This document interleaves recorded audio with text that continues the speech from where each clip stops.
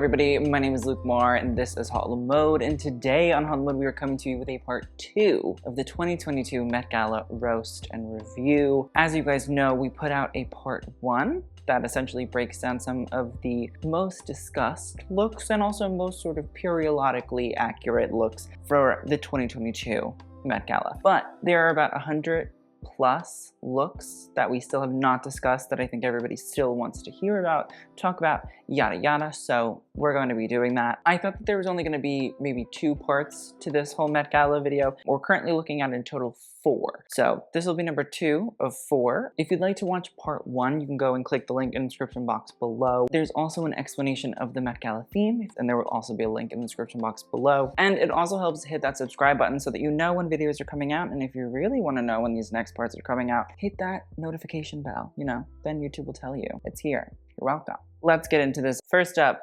Addison Rae, Michael Kors. It's a halter neck. We're doing Studio 54, but it's Studio 54. Silver sort of mirror style sequin that's very much so covering this halter style gown. It doesn't communicate anything to do with gilded glamour. There's not even a gold element, you know what I mean? Like, at least with the gold, you could say, oh, gilded gold. No, but we did silver. You know what would have worked had we done like a bustle with all of this mirror embroidery? Had we done, oh, I don't know, maybe like a fitted jacket over top with mirrored embroidery? Had we even like done a stomacher with mirrored embroidery, just to say, listen, I understand, like, I can't hit 19th century, but I can hit 18th century, and then I could spin it for Addison and Michael Kors into, oh, well, technically, during the Gilded Age, there were a lot of costumes that were made in the style of, the late 18th century, because that was a thing. It happened, and at that point in history, according to fashion historians, costume and fashion were very much so intertwined.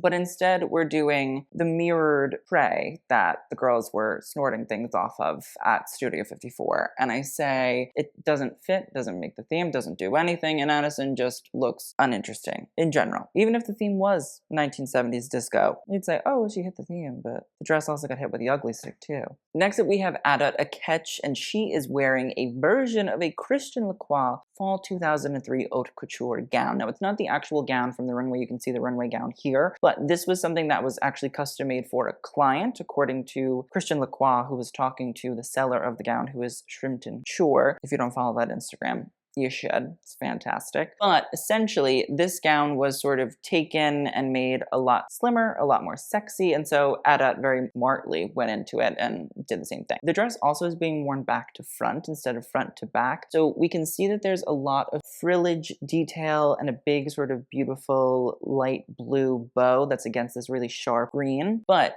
as we can see on the dress, that bow originally was on the back. And in reality, does it sort of try at least to gather and ruche and sort of create some sort of volume at the back? Yes. Does Adut wearing it backwards sort of reimagine the idea of that back detailing in the front? Yeah. Do I think it's an intriguing way to wear it? Yeah, I actually, weirdly enough, do. I don't think it's some miraculous, oh my gosh, I'm dying, amazing moment, but at least the gown actually comes from a reference point that is gilded in Victorian age in idea. And then on top of that, you're getting some sort of technical detail that was doing the gathering and the creation of sort of volume at the back originally, which again, fits into the Victorian and gilded fashion time period scheme. So she also just looks nice. So next up we had Adwoa, and she is wearing Tory Burch. Now this is actually a pretty difficult one because from what I've read, this look actually was referencing the 1950s and the 1980s, which, why? But we can at least see with the sleeve, it's a gigot sort of style sleeve, and I know that in the first video I said Godet sleeve, and I apologize. Gigot, Godet. It was like 2 in the morning. I was delusional. I apologize. Here we're definitely getting a sort of puffed sleeve, which would most definitely reference the 1890s. The dress does have a very 1950s couture-esque feeling, maybe like early 60s. I'm thinking very Christian Dior and Yves Saint Laurent sort of styles. The polka dots also, I mean, I'm not saying that they wouldn't have existed in the Gilded Age, but again, when the girls said 1950s and 1980s inspired, I say, why are we talking? Why are we answering questions? Why not just lie? Or just like avoid the answer overall. Just say, Gilded Age, duh. But as for the garment, the sleeves really are the moment. I would say the bows on the front, I guess I can say, possibly reference the decoration that we would have seen during the Gilded Age and the sort of ornamentation and overarching ideas of extravagance in clothing. At least the bodice of the dress is fitted. The skirt in and of itself, I mean, yeah, is it focusing on the back? No, but is it sort of big and structured? Yeah, I guess. I just think we could have went a little bit further. We could have done a little bit more bustling of the jacket with the gigot sleeve, but listen, it's not really on theme, but at least there's a gigot sleeve. So again, you know what I mean? Like we're taking what we can get at this point. Next up, we have Alessandro Michele and Jared Leto, both wearing Gucci. Now, apparently when they were asked what the inspiration for these looks were, they just said double trouble, which I'm like, and I get it in the sense of there's double the trouble because neither of you followed the theme. It's essentially some woven silk jacket that's full of little floral embroidery, some gloves, tie, a little wide leg pant, and black shoes. It just doesn't fit, doesn't hit the theme. Very boring, very banal, very uninteresting. Thank you, boys. Next up we have Alton Mason, and he is wearing a embroidered and bejeweled cape. Underneath he's wearing a black silk shirt that also has a very similar bejeweling, and a simple sort of fitted pant and black square toe boot. I wonder if Alton is referencing opera capes, although I think this one is kind of short to be an opera cape. And if he's not referencing that, I wonder if he's referencing the Ulster or Inverness coats, which essentially were coats that had sort of capes over top. I believe one of them was longer than the other. I feel like Ulster was longer than Inverness. I do think that there definitely were opera capes worn to attend the opera, and New York especially did have a culture that the old money and the new money were fighting about boxes at the opera, as if those were the important things to fight about at the time. And so in that regard, yes, I do think it most definitely could be a reference to the Gilded Age. Obviously, I think menswear at the time would not have been nearly as opulent or decorative, but women's wear of the time definitely would have been. I don't think it's a terrible interpretation. I think it's very modern. I just wish that maybe we'd pushed it a little bit more, you know, done like a dolman, but turned it into menswear. I just think in general, Prada could have been a little bit more referential of time periods, and I think Alton is a really, really good person in terms of not being afraid to go against the grain, and at the same time, he's a model, so there's that ability to really sort of just say, slap it on, make it happen, and give it to the girls. I'm not saying that he isn't, I just think that it could have been better. Next up, we have Amy Schumer, and she is wearing Chloe, which is by Gabriella Hearst. The look in and of itself, the silhouette of the garment, isn't super duper Gilded Age. I will say maybe you could essentially say that in the same way men that we've talked about so far in these Met Gala roast videos that have sort of taken elements of women's wear and incorporated it into their dress. Amy Schumer is taking menswear from the time period and incorporating into her dress. In reality, would this fit the whole idea of a very subdued and uninteresting menswear that was essentially meant to fade into the background during that time period? Yeah. The other thing that I think is really, really interesting is Chloe's Instagram actually described the look. And if we zoom in, we can actually see that there are 2 stitches on each side of the coat that essentially are little spiraled stitches, and then they sort of flow out and create a little detail. Now you probably say, who cares about that? Well, it's actually a whip stitch, which was the most popular style of stitching from the late 19th century. Is it sort of taking on a really subtle little detail and bringing it into this context of the Gilded Age? Absolutely. I think also with Gabriella Hearst as a designer, things are a lot more about fabrics. It's a lot more about rewearability. It's a lot more about sustainability. It's not over the top. It's not gauche and tacky and trendy. It's usually meant to be very, very subtle and very, very oriented to clothing that can actually be worn again and again. And so I think that whip stitch detail is a really nice, tiny, minute, niche detail from the period. And so in that regard, I like it. I do. Do I obviously want big, crazy, over the top? Yeah. Sure. But think that weirdly enough, Amy Schumer somehow hit, not the nail on the head completely, but like she hit the nail. Did it go through to the plank of wood on one swing? No, but like we got halfway there. Not mad about this. Next up we have Anderson .Paak, and he is wearing a custom embroidered Gucci jacket, and the rest of the look is Gucci as well, obviously. Now it's a blue button-down shirt, a black leather tie, and a black sort of flared pant. Now here's my thing about this is the embroidery, yes, I think very much so can pertain to the embroidery of women's wear styles from the period. Menswear, I don't think it does. But the jacket shape doesn't actually follow menswear or women's wear from the period, and that's where we're lost here. I have no problem with the ostentatious floral embroidery. I'm sure that up close and personal, it's beautiful, like a lot of the details from a lot of these looks. But besides the embroidery being loud, there's not anything that has to do with the actual theme. The cut of the jacket, again, like we could have done a dolman, we could have had it rigid and tight and nipped in at the waist, or we could have just went full menswear and done morning suits, university suits, any kind of menswear suiting reference.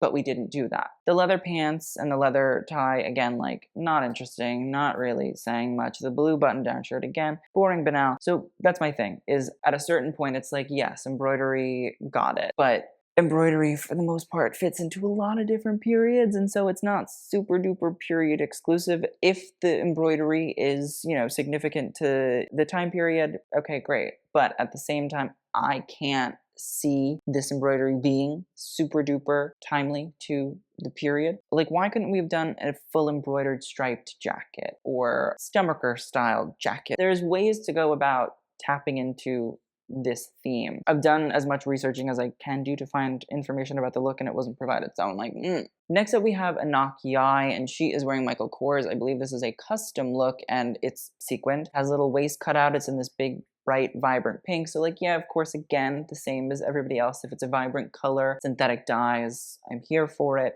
But besides that, the shape isn't bustled. It's a bit big, most definitely. Maybe we could say that it's technically gored, but I think the goring from the period, which is essentially the waves in the actual shape of the dress, you can see that it's not just a flat dress. Like a crinoline would provide you this quite flat, domed sort of shape. But the goring from the 1890s gives you that texture of like a wave in the fabric. I think the goring should be a little bit lower maybe, but besides that, I'm not really getting gilded glamour at all. Again, goring we can tap into in a bunch of different periods too. It's just not super gilded glamour on theme. Do I think she looks great? Absolutely. I think the color is beautiful on her. I think the color in and of itself is great. Do I think that it's a great reference to Norman Norell, iconic American designer? Absolutely. But Norman Norell did not work during the Gilded Age. Next up is Ariana DeBose, and she is wearing Moschino. Now this is a custom look, and again, Jeremy Scott,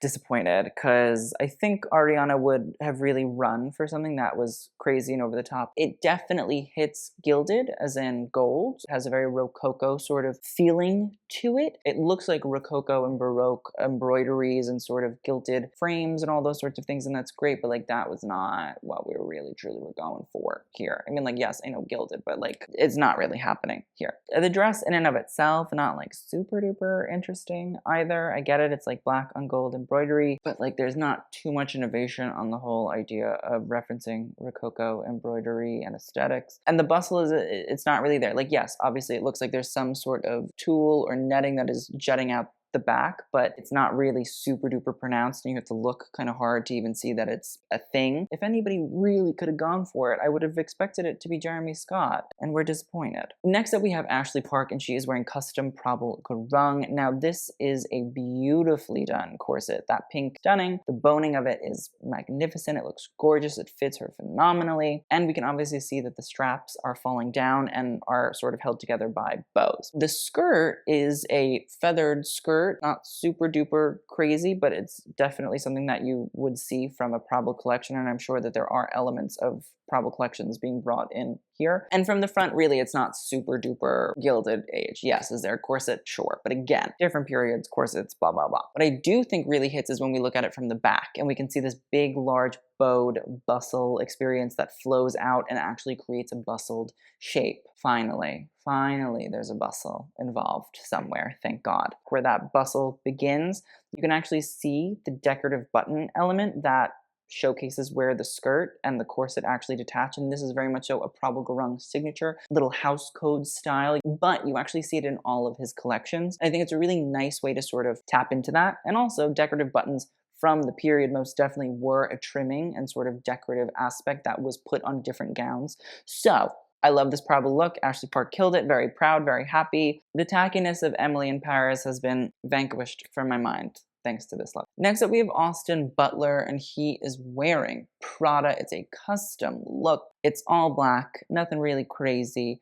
Do I think that the sloped shoulders maybe is a little bit menswear referencey to the time period? Possibly, but I'm not really like, oh my god, wow. I'm wondering if technically Austin Butler is referencing the cravat, which would have been a sort of style of tie that creates that arrow-like ending. It just looks like it's undone, so maybe a man was wearing it post, or maybe they're referencing the fact that this is what it would look like before they tied it to go out to an event. What I do think is upsetting to me is the fact that it's in black. I just feel like one little pop of color and a super synthetic shade would have really brought in that like Prada-ism. Prada loves neon. Why not do a neon? Something very synthetic and cravat-like. It just feels too blasé in that regard to really deliver on the cravatiness. Again, I get it. Are we trying to sort of take on menswear little niche details of the time? Sure. But do I think that we should have done something to really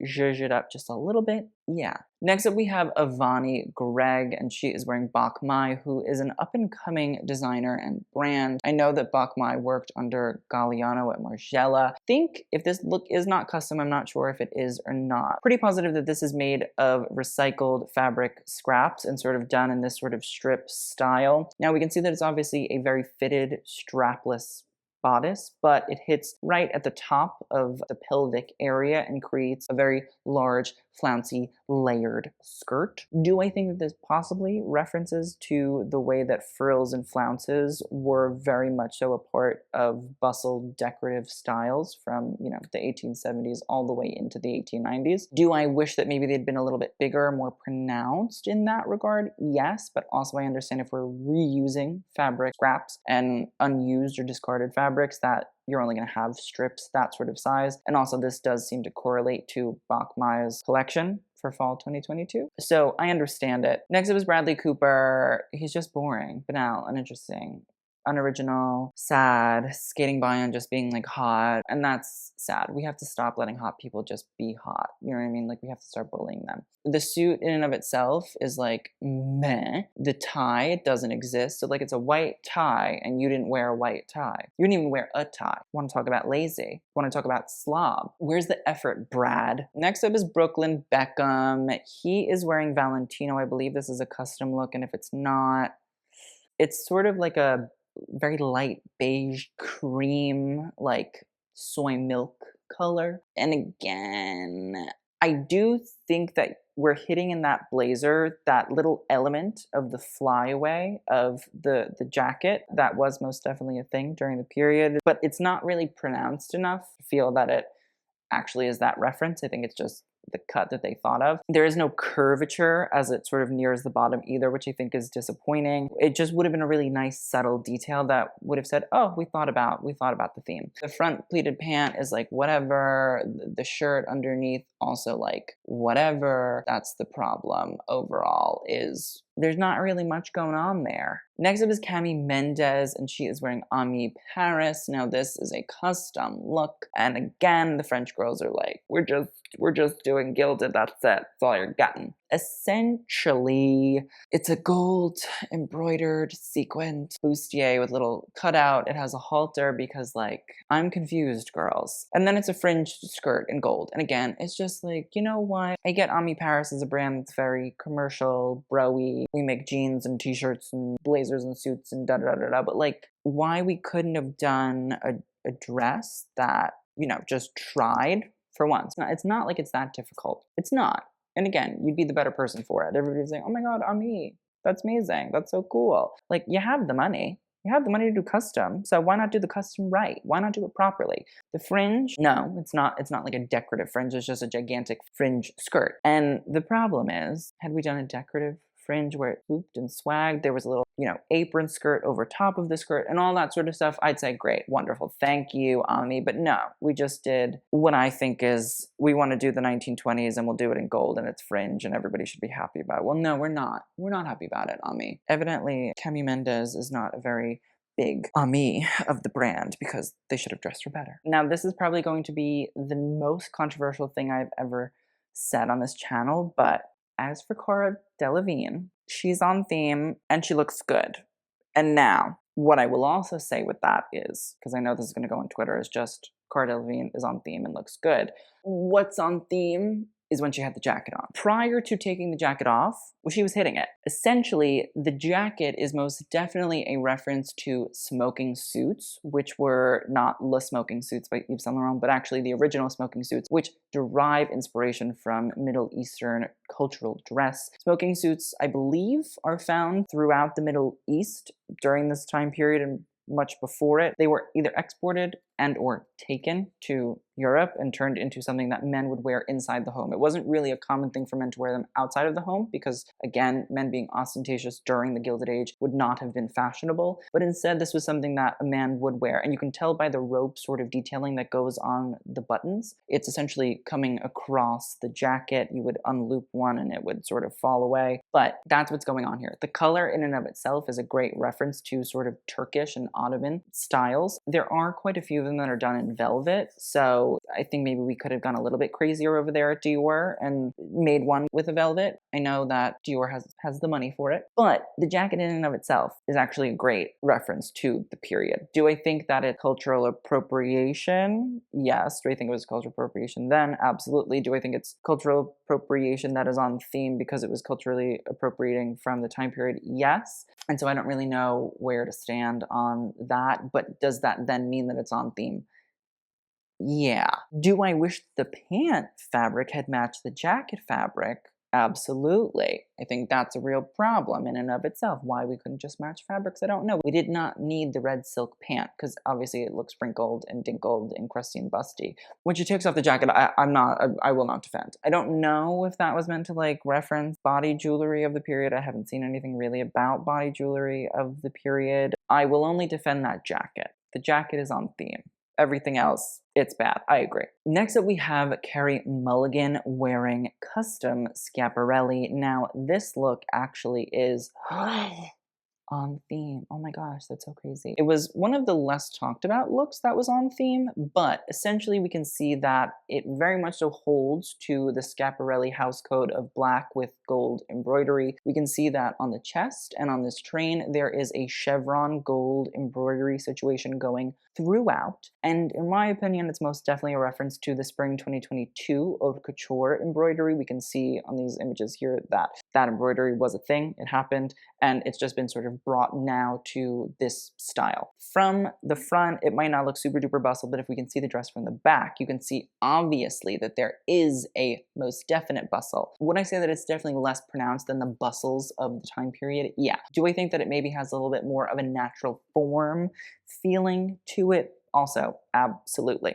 But I think it's a great look because, again, if we look at images from Schiaparelli styles from the past, she did take the bustle and reduce it, made it much less dramatic, much less over the top, and sort of turned it into really more so a detail of an evening gown style. And I think that Daniel Roseberry of Schiaparelli did a brilliant job here of doing that, of recreating that, making it feel modern and new, tying it into his most recent collection. It's a beautiful look. She looks stunning. House codes of Schiaparelli are hit most definitely. It's not super duper innovative, but at least it is taking on elements of Schiaparelli and adapting it to a much more modern sensibility. And fourthly, like, we just hit the theme. Like, that's it. Like, I'm happy. I'm overjoyed. You know, I am unbridled with energy for the fact that we just the goddamn theme. It's like pulling teeth asking somebody to do the assignment. So shout out Carrie, shout out Schiaparelli, shout out Daniel. Iconic vibes.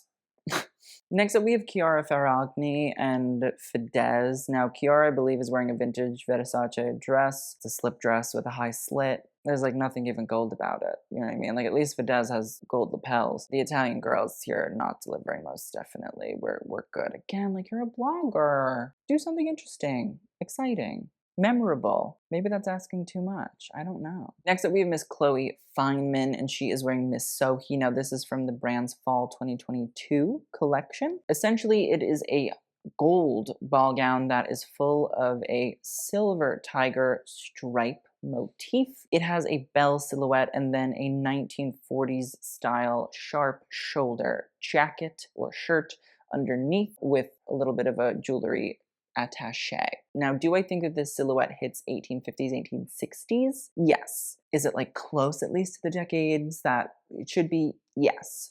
Is it on theme? No. Does it do the gilded thing in gold? Yeah. Does it get close to the decades that we need it to get close to? Yeah. And so, like, thank you for that, but gross.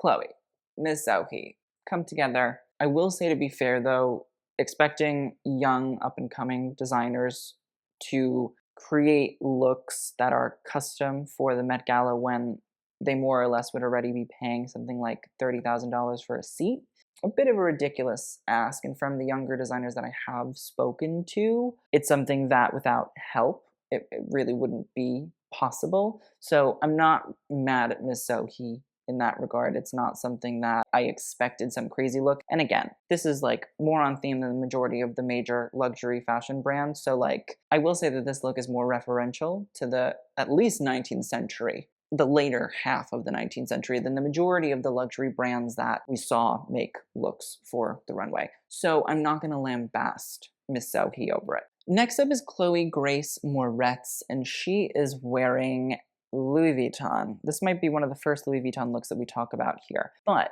this Louis Vuitton look is very obviously a reference to a habit à la française, which was a, you guessed it, late 18th century style of menswear coat. Late 18th century, for those that don't know, means late 1700s, and more or less would be within the sort of like 1760s, 1790s-ish range. Now, I'm going to explain something to you, and I'm going to say this. To a degree, it's like technically kind of on theme, which is crazy, I know, but hear me out. During the Gilded Age, what would happen is people of this upper class would have balls, big balls. Sometimes they might have two very close together within a very societal sack. During these balls, there would often be a theme, and so themes sometimes could range from, you know, old-timey things to new-timey things to whatever. And there were a lot of costume parties, and costumes were oftentimes the themes. Now, what people often did is they would reference, you guessed it, late 18th century period costume.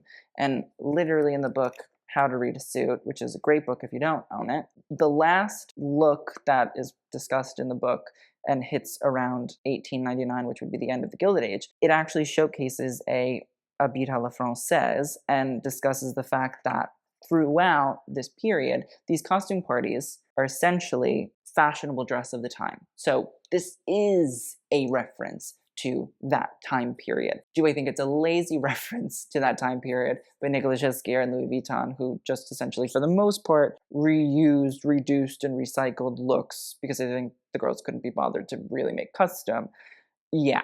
Is that a disappointment? Absolutely. But Miss Chloe Grace Moretz technically is on theme. It's also discussed in, I can't think of the book off the top of my head, it might be called Dressing Up. And it essentially talks about how during this time period of the Gilded Age, costume and fashion more or less were the same thing. It's not the same thing today. Costume and fashion are very different now. But during that time period, it was not uncommon for fashionable dress to actually be, in certain events and contexts, references to time periods of past. I mean, I'm pretty positive that women of the Gilded Age, if they had ancestors that went back far enough to like the Revolution and, you know, the early founding of the United States of America as a country, essentially would find or have portraits of their family members that lived during that time. And during the centennial, the first centennial, which would have been 1876, essentially had those portrait styles recreated for them to wear as their dress for the celebration of the centennial, which would have been fashionable dress of the time. So I know it's crazy, but Chloe Grace Moretz is technically wearing theme sort of styles. I also love this collection. I think it's one of Nicolas Ghesquière's best collections, so I'm happy to see that. Next up, we have Christine Baranski. Now, this is a full Tom Brown look. It is an entirely sequined cape blazer jacket with a skirt and a white shirt underneath and white tie. So Christine Baranski, she's technically wearing white tie. So Gilded Glamour in terms of a bustle or a natural form sort of style or any of that, is she hitting? No, but it's technically white tie, and it seems like this is more of an ostentatious adaptation of traditional men's clothing of the time, just done for Christine Baranski. Also, she was in the Gilded Age, the HBO show. So I'm gonna cut her some slack there. Overall, does it really hit like Gilded Age styles of the period? No. Great in any other context? Yeah. Do I think that we could say that it's white tie and it might possibly have references to the menswear styles of the day? The first part, yeah. The second part, I don't really think so. Nothing from what I've seen have a scalloped hem little jacket. Nothing would have a crazy cape like that, although maybe it's an opera cape reference, but there's not really like a shit ton of opera capes that are talked about. I think had we done like an Inverness or Ulster coat, it could have worked there, but overall, I don't think it's on theme. Do I think it's nice? Yeah. Next up is Ciara, and she's wearing Michael Kors, and my thing is like we went from last year's Ciara top experience to this year's, and I'm very sad. It's essentially a asymmetrical fitted gown with a wave motif, and it just screams 1970s. And it's just, I don't know why Michael Kors was like, we're doing disco. I get it, I understand, but like, Michael, insert Project Runway funny haha Michael Kors moment here, because it's just blah, it's banal, it's uninteresting. You know, again, like I know we could have hit the theme. I know Michael Kors likes the theme. It's an utter disappointment that we really did not get anything in that regard that references that. And for Ciara to fall from such grace from last year, I think is really, in my opinion, the worst part about it. Is it's not the same. It's not the same at all. Next up is Cynthia Erivo, and she is wearing Louis Vuitton. Now, this is a look from the fall 2022 collection, and it's pretty much a drop waist lace dress, and then where it sort of hits the drop in the waist, you have a flowing long feathered and little chiffon skirt situation sort of flowing down. I think it's kind of apparent to see that this is referencing the 1920s. The drop waist really was a popular silhouette of the time period. You won't find the drop waist anywhere in the Gilded Age at all. It was pioneered by Chanel, who was at least 20 years past Gilded Age era. The thing that I think is like somewhat decent is the lace element. Will I say that that's what was in mind here? No, but while we have the time. Now, there was a pastime amongst women who were of the upper class and upper crust. Some of them would collect lace, and what they would do is they would collect vintage lace that was 100, 200 years old. Sometimes it was lace that was coming from places like Belgium or the UK. Sometimes it was American-made lace, I believe. But it was something that they would do, they would recycle and reuse and essentially upcycle those sorts of pieces into new dresses and all that sort of thing. So I guess in a way, like Louis Vuitton in general, the whole sustainability thing, maybe it technically is not the worst thing in the entire world. Again, I don't really know about the whole sustainability thing. I think the girls were like, we don't want to make looks, but if we want to like tie the whole sustainability thing into it, there are examples of, you know, very wealthy women of the Gilded Age taking dresses that they wore at one point and then 20 years later having it remade into something new. Do we think that's what the idea here was? No. Do I think that Vuitton should cut me a check for even mentioning that?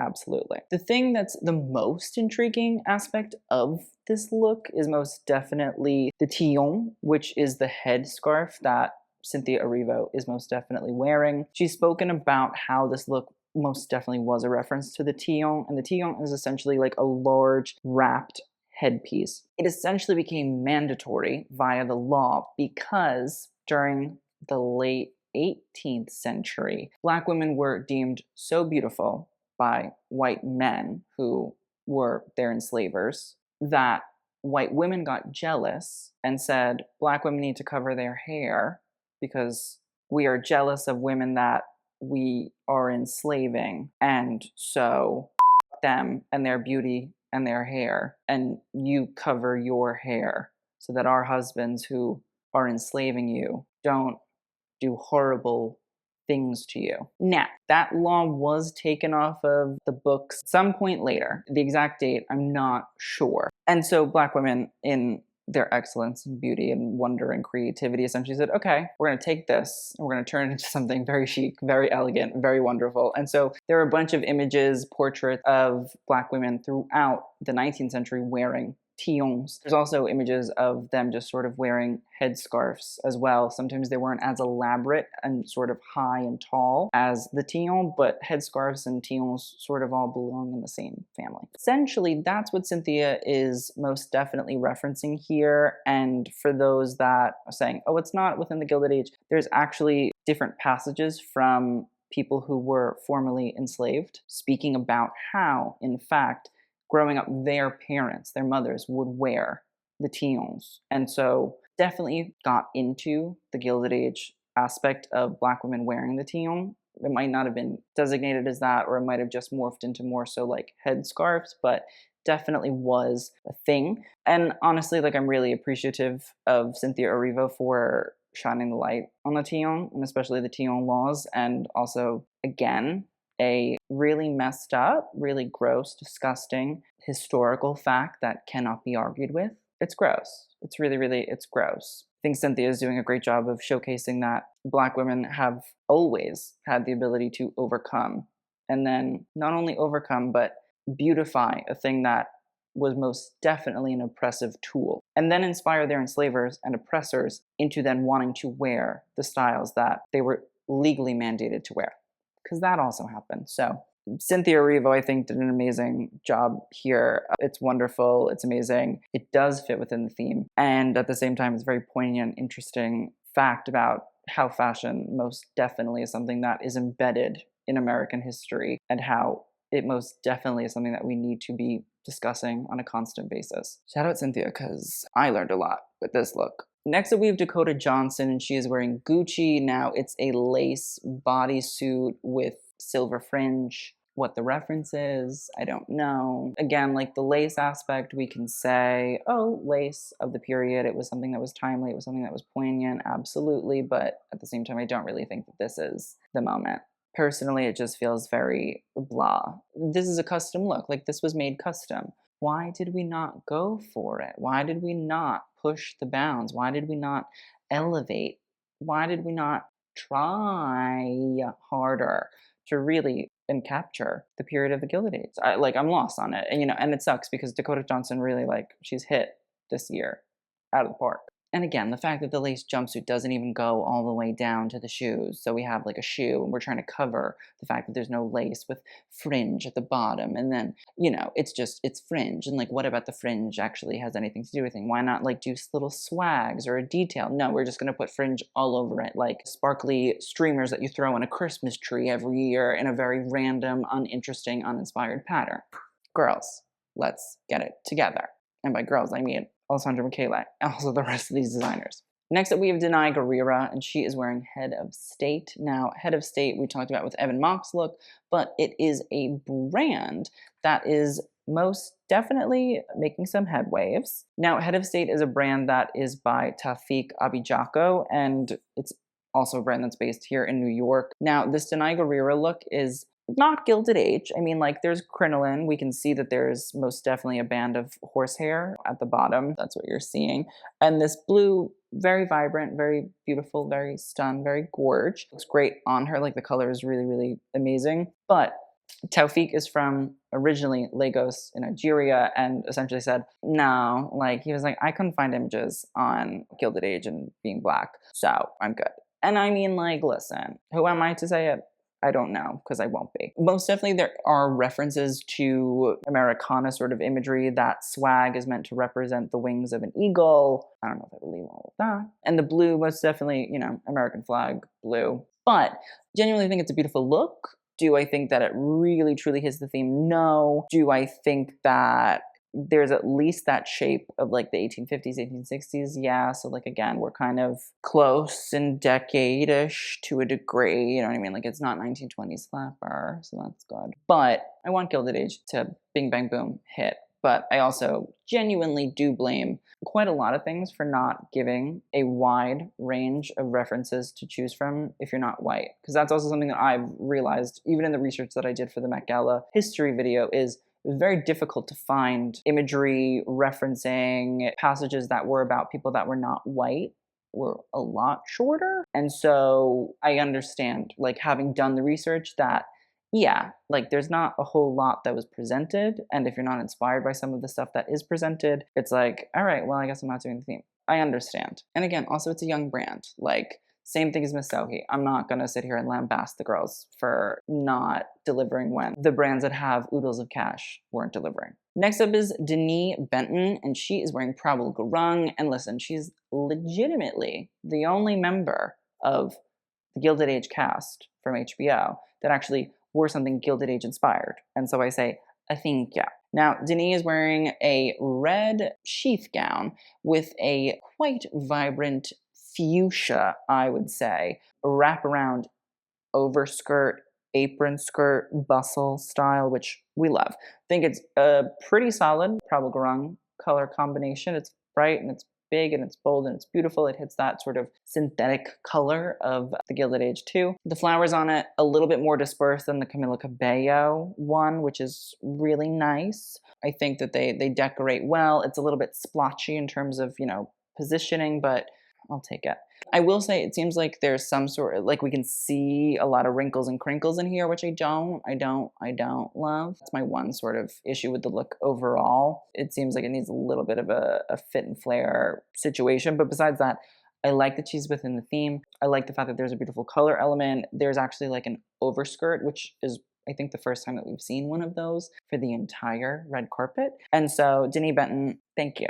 Miss Peggy Scott, you're an icon, you're a legend. You're a star. Next up, we have Dove Cameron, and she is wearing a custom Iris Van Herpen look. Now, essentially, from the front, it's very plain Jane in terms of, you know, your normal exoskeleton Iris Van Herpen, 3D printed or molded pieces, all coming together to create sort of veins and shapes and very architectural, but at the same time biological. It's really, really great. But the thing that gets me is when you look at it from the side and you see these arm gauntlets that exist, and the way that essentially these arm gauntlets shoot out from the arm, and when she's standing at the side, it creates a faux bustle shape via the arm gauntlets. This is all anybody's been asking for, is all you really had to do was like be innovative. Take a house code, which for Iris Van Herpen is the 3D printing or the molding and all that sort of stuff, and turn it into something that even just alludes to a bustle or the natural form or the shapes and the styles of the period. And that's it. That's all you had to do. And this is a great example of a trompe-l'oeil, a visual illusion, and at the same time keeping it with your house code so that you don't have to do too much. You know what I mean? You don't have to build a bustle, although an exoskeleton bustle by Iris Van Herpen most definitely would have been a hot thing to see. I think this is just a great example of like doing what you do and just twisting a little bit so that you're capturing the essence of the period. Like it's great. You can still see through to the bottom. You don't have to add any extra fabric. You don't have to add any extra anything. All you're doing is essentially just printing or molding different little pieces to sort of create their own shape, which represents, I would say, more the early bustle because you can see a curve. It is a little bit dramatically high, but like I'm not mad about that. I will take that, no problem. And I think Dove, I don't know if she co-designed this with Iris. I don't know if Iris just said I'm going for it. If they work together on it, amazing. If each of them separately were like whatever, sure, also amazing. It's just a great example of being able to reference the period while still keeping it within your brand's ethos. Next up is Dwayne Wade, and he is wearing Versace. Now it's a white suit with gold buttons, a little gold side pocket chain, which the waist chain I think is the most referential part. Essentially what would happen is men would attach to their waist chains like a timepiece, like a little pocket watch, and then they could pull it out and be like, oh, it's so and so time. So in that regard, I think it's actually nice to see the medallions with the gold chain and all of that stuff. I think it works. I think it's fun. The rest of it, not super duper referential. Like the coat, it's double-breasted, but it doesn't seem to have any of the sort of characteristics of Gilded Age men's attire. Maybe a little bit towards the end, that more modern frock coat that young men would wear. But overall, I think you have to really be up close and personal, which I would not mind. But to really understand that. Overall, like, I'm just gonna give it on the fact that, like, it's a chain, side chain, there's something to enjoy, I guess. I'm unsure. I'm losing momentum here. Next up, we have Emily Ratajkowski, and she is wearing a custom Versace look. Now, it's essentially made up of a halter, jewelry, choker style bustier, but it's not really a bustier, it's more of just like a top made out of costume jewelry. It has straps, it has red and blue and teal and turquoise and gold, and it's a lot. It's not doing a lot, but it's just a lot on its own. And then underneath we have a high-low skirt that consists of what looks to be silk scarves of some sort. It might be a Versace reference to, you know, the silk scarves of collections past. Usually, I would presume it's a reference to Gianni Versace's work himself. There's fringe sort of tassels. It's lined in gold fishnet, and it sort of just creates a high-low skirt effect. There's no bustle element to it. You know what I mean? Like, the skirt just kind of falls very flatly at the back. And why for a custom look Miss Rada just couldn't have like went for the bustle, I'm not understanding. I'm sure that this is most definitely a reference to collections of Versace past fall 1992. But the thing is, from fall 1992, there literally is what looks like a bustle style dress. It's in plaid. So, you know, we're checking a bunch of boxes there. The other thing is with Versace, Versace has a great history of costumes for the theater. I'm literally looking at a picture of a watercolor sketch for, you know, a bustled experience, at least to a degree. You know, there's like a dress here with a big front swag, and that's my issue. Is we're not working. Like, we have great Versace history to sort of tap into, and it just feels like we didn't take this far enough, as far as it should have went. It's essentially just, we're doing a high-low skirt and that's it. Meanwhile, what I believe that this look is referencing, the legit collection, had a bustled skirt in it. So why didn't we just push it to the limit? You know what I mean? I'm not trying to like quote High School Musical here, but it's in the song. So that's my issue here. In general, this look actually has great provenance in terms of bustleation, and yet we fumbled the bustle bag, and I'm upset. Next up, we have Emma Stone, and she's wearing Louis Vuitton. My 1920s flapper woman. Now again, I think at this point we know about the Louis Vuitton looks from the entirety of the red carpet is the majority of them are sort of pieces or looks from different collections that are reworked to sort of be sustainable, but also reworked to at least attempt to somewhat reference the Gilded Age. Do I think that the 1920s flapper dress references the Gilded Age at all? No. I also have heard that this is a dress from Emma Stone's like personal wedding. Like, it's one of the looks that she wore for her wedding, which I'm so happy for you. Just not here in this moment. Like, I'm happy you got married. I'm happy you love the dress. That's so nice. But like, Emma, referencing.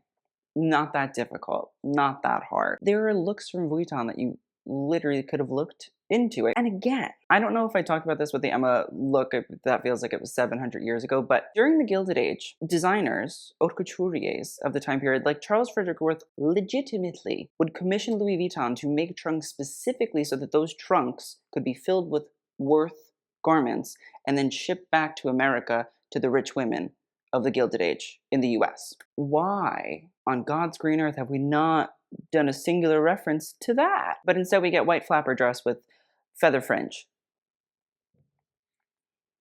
No, we can't just slap any historical fashion period reference and be like, it's theme. It's not. It's not theme. Absolutely not theme by at least 20 years. So take this dress, put it back in your trousseau trunk, and be on your way, Miss Stone, because the stone is not polished. Next up, we have Erika Badu, and she is wearing Marni. Now, listen, I know a lot of people are going to be like, this is definitely not a reference to the Gilded Age. Well, again, we're getting into our little niche fashion historical elements, but I personally find that this actually is, and my opinion is this is most definitely a reference because it's made up of a majority of patchwork sort of styles. We also can see if we zoom in the whip stitch, it's there. It's living its best life. It's existing. Shout out the whip stitch. But if we look at textiles from the Gilded Age, which is around 1876, obviously, as we talked about earlier, you have the centennial, which for American women was a way of being like, yay, America. But what they also then did was, oh, America, we forgot. We like to quilt. And so essentially there was a resurgence of quilting during the Gilded Age because of the centennial. There are quilts that literally look like they're made up of fabric scraps that are just sort of thrown together in the same way that Erika Badu here is doing a little Marnie moment. This also definitely coincides with Francesco Rizzo's whole idea of sustainability and upcycling, and we've seen these sort of collaged and fabric scrap styles from him for quite some time, so it's definitely a house code. It's definitely something that references the time period, maybe not in terms of fashion because the quilts weren't really worn, but they definitely were made. And so in reality, in the same way that we're looking at Blake Lively and saying, oh, well, referencing architecture and sort of art and all that sort of stuff of the period is on theme, referencing textile history of the period is on theme. So I also love the fact that we've added a little stovetop hat of sorts, although it's very much so in the signature Erika Badu sort of curvaceous shape. And I love that she's able to like do the hat and it's just on theme, even though it's on theme for both the Gilded Age and also for Erika Badu's lifestyle. The jacket in and of itself, I can't really see it super duper up close, but it definitely has tails, which I love. I feel like it references menswear of the period to a degree. It's elongated, it's a little bit more dramatic. There's a bra top, and we have just a sort of normal, simple pant situation going on there. Overall, I think Erika Badu is definitely on theme. I think she brought out a really cool, really fun, really exciting sort of textile historical moment and reference that, again, ties into Marnie's history of being a lot in terms of motif and color. So shout out Erika Badu. On theme. Next up is Eva Chen, and she is wearing Peter Doe. Now, this is the first Peter Doe look we'll discuss. Essentially, I talked to Peter about it a little bit, and it is a reference to the frock coat, but it's obviously been sort of elongated and turned a little bit more feminine in terms of it's been turned into a large jacket. There is a cocktail dress underneath, and then it's been given the Peter Doe isms. So essentially we can see that Eva is very much so showcasing the signature Peter Doe tattoo motif, which is something that correlates to Peter's own body. Literally there's a tattoo that starts here and then it goes down to the hand. So that's kind of what's going on here. This is all silk satin and it both goes for the jacket and also the little tattoo. Now we can definitely tell that this is a reference to the frock coat because we can see that there is some sort of line that hits at the waist and sort of comes all the way around. Now that is very much so a part of the frock coat. It's something that was placed in menswear at the time. You will see that there are a lot of sort of waist seams in frock coats, so that's where we're going here. But at the same time, it's also boned. You can see the boning in the actual garment if we get real close. The thing that I do love is the pleats. It's a very much so a Peter Doe sort of style. It's almost like the four-piece suit is there's a vest and there's a jacket and there's a pant, and then sometimes there's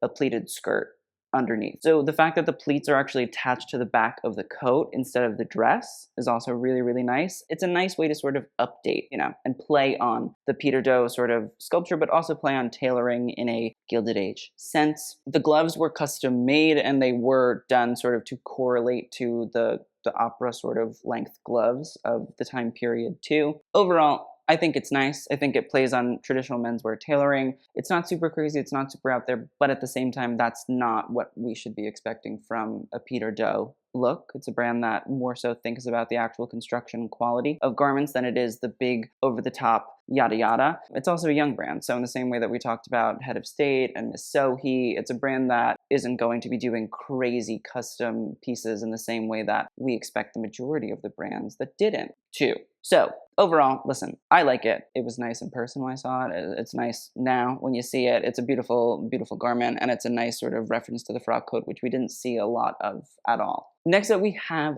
Phineas. Now, he is wearing Gucci. This is a custom look, and as we can tell, this is most definitely referencing menswear tailoring of the time. We have the sort of black jacket that has a pleated sort of section towards the bottom, which, again, I think is interesting, sort of taking pleating, which would have not been at all a part of traditional menswear dress of the time, but recreating it and almost like diverting it. Obviously, it's not a coat in the sense of length, you know, in the sense of you don't see the waist seam, but it feels like we're almost sort of dropping that seam of the frock coat and giving it more of a hip sort of length, and then utilizing the pleat as a way to sort of differentiate the two. It also does feel like it's almost a tuxedo sort of tail jacket from the back. I will say, the little pussy bow blouse, I understand, is very Alessandro Michele and all that. I just wish we had tied it tighter so that it almost had a cravat sort of feeling. I feel like that would have just been an amazing way to sort of tie in both Alessandro Michele's pussy bow blouse, which we could have done a cravat with a little pussy bow tie, and I think that would have just been that tiny little niche detail that says Oh, Phineas was doing it. Do think that the little double-breasted vest is really, really nice. The length of it, also it comes down quite low. That is very period specific. And also the fact that you can see a triangle of buttons on the double-breasted instead of it being double-breasted all the way down. So there's not 6, but there's only 5 buttons, which I feel like is a play on something like the university suit specifically. As for the pants, kind of big, kind of baggy, nothing crazy going on there. I think that this definitely is touching on different elements of Gilded Age dress. I just wish that we had done full cravat with a pussy bow tie. That would have just really like hit it home.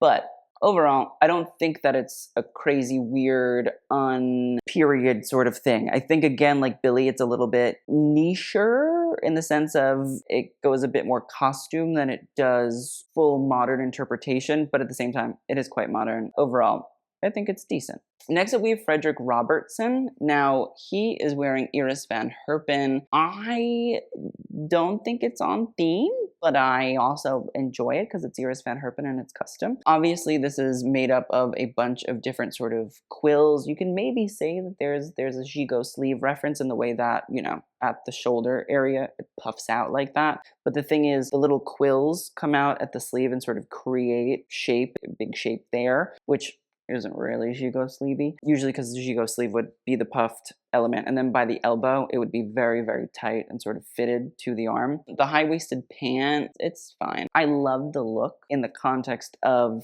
Iris Van Herpen. I think it's amazing. I think it's wonderful. I think it's cool. You know, it's different than what we normally see in terms of like a high-waisted pant on a style and all that sort of stuff. I just wish maybe it was a little bit more Gilded Age referencey. Maybe it is. I'm not an expert, but from what I'm seeing, I'm not really seeing too much referencing. Iris is a brand that she's done a few looks here that delivered and definitely hit Gilded Age. So we'll let this slide. We'll let it slide. It's fine. Next up, we have Gabrielle Union, and she is wearing Versace. Now, this is a custom look, great custom look. I think that it actually fits the theme in terms of you can see that this is a sheath dress, most definitely, but it has a big flower at the center and that nice little red, you know, artificial color. Again, the syntheticism of color at the time works here. Also, artificial flowers definitely would be made and were around during the period too. But at the waist, there is this big sash of fabric that comes out and creates this long sort of train at the end. It's filled with little fabric flower appliques all over it, which I think are amazing. I think it's great. I think, again, when you look at the sort of decorative aspects of bustles and of, you know, dresses like the natural form, this fits in. That's what would have happened. That's what was going on there. So I love the fact that Gabrielle is doing that. And again, there's a bustly sort of style. It's a little bit more modern, but in the same way that designers like Schiaparelli and Charles James and Balenciaga all did it, it's at least referencing the period. You have the fabric flower, which references the period. You're hitting a Versace house code, which is the Oroton dress. And again, I say for everybody else, it's not that hard to take Versace and make it Gilded Age, Victorian era period style. Like, he referenced it a bit. It's not out of the ordinary or out of the question. In that regard, shout out Gabrielle Union. Next up, we have Gemma Chan, and she is wearing Louis Vuitton, and this is from the fall 2022 collection. It is essentially a robe de style style dress. So the robe de style was essentially brought about by Jean Lanvin. Essentially, it references the panier of the 18th century. Now again, listen, in the same way that we talk about Chloe Grace Moretz and Rococo, Baroque inspirations, the way that costume parties and periods definitely were on theme, I guess in a weird way, technically, but not technically. This is kind of on theme. I don't think it's on theme because we didn't go full robe à la Française, which is the traditional dress of the French during the 18th century court sort of area. It's a modern take on that, which wouldn't have been around during the Gilded Age, so technically it's not on theme. We're referencing 1920s, which was referencing late 18th century, but the thing is, during the late 19th century, we were really referencing the late 18th century. So personally think I understand where we're going with it, but I think we're 20 years too late. You know what I mean? Had we done full panier, Louis Vuitton panier, I would have said fine. But we're referencing a 1920s style that was referencing the 18th century style. So I don't think it's going to work. What we have over top is a little bolero sort of jacket. But the thing is, had we stuck with the double-breasted blazer, we could have at least spun it like, oh, morning suit, university suit sort of styles of the Gilded Age. But this jacket is not that at all. So that's a disappointment. We could have taken the jacket and then just customized it a little bit, you know what I mean? Just done a little, and made it a bit more traditional menswear of the period, had it play into the skirt, but no, we shifted that to do this moment. And I think that's the problem. Overall, I get that it's a reference to the 18th century, but it's 20 years too late to be a direct reference to the 18th century in the way that Chloe Grace Moretz's style was a genuine direct reference to the 18th century. So disappointing to say the least. Next up, we have Glenn Close, and she is wearing Valentino. Now, this is a custom look. It's in that Valentino PP pink. Move over. Valentino Rosso. You're done. You're chapped. Essentially, this looks like it's a take on the embroidered styles that we've been seeing from Pier Paolo recently in ready-to-wear collections. It's just done fully in a caftan sort of cape style with a wide-legged pant. And I think my issue with it in general is, again, I feel like Valentino is a brand that A, is doing a custom look here, but B, we could have pushed it in a way where we really went full crazy bustle moment. You know what I mean? Like, we could have really done a crazy kooky hat in the feathers that we've seen from Valentino with those big feathery marabou hats and referenced the period, or done beautiful, tight little fitted bright pink jacket, which would have touched on the syntheticism and color of the period. But no, we're going to do synthetic color, but we're just going to do modern interpretation in terms of silhouette. I think that's the disappointing part, is Valentino is a brand that we've come to expect now this real light, and we're not getting that. And that's what sucks here. That is the end of part 2 of our Met Gala roast and review. Let's talk about best dressed. I'm going to sit here and I'm going to say Dove Cameron, Erika Badu, oh, Carrie Mulligan. And I'll put Gabrielle Union in there too. She did a reference and we liked it. As for worst dressed, I'm going to put Emma Stone in there, Chiara Ferracci, Emily Ratajkowski too, because flop. So that is the end of the video. Again, if you want to watch part 1 of our Met Gala roast and review, somewhere here. If you want to watch the explanation of Gilded Glamour, the theme, also go watch that. And parts 3 and 4 are definitely coming, so stay tuned. I will see you guys in the next one, and TTYL.